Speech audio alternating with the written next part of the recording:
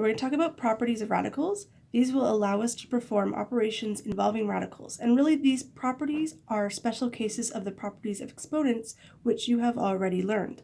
So in the first one, we're looking at the nth root of a to the m. And this is equal to a to the exponent of m over n.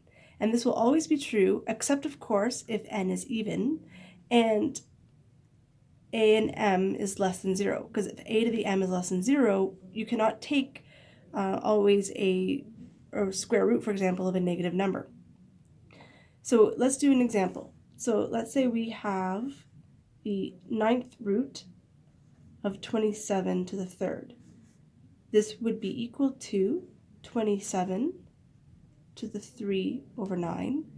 If we reduce or simplify 3 over 9 to 1/3, and then we know that the 3rd root of 27 is equal to 3.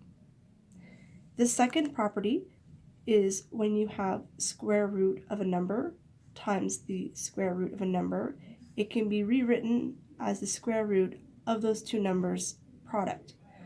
So for example, square root of a times square root of b is the square root of ab. And don't forget that a must be greater than or equal to 0, and b must also be greater than or equal to 0.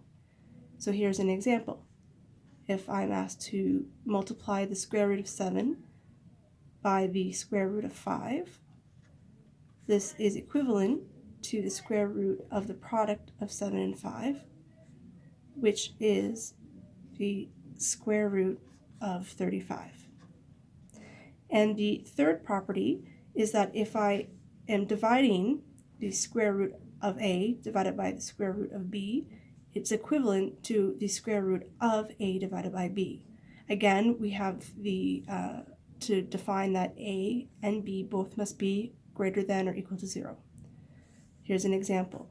If you were given that the square root of 10 is to be divided by the square root of 2, this is equivalent to the square root of 10 divided by 2, which is the same as the square root of 5.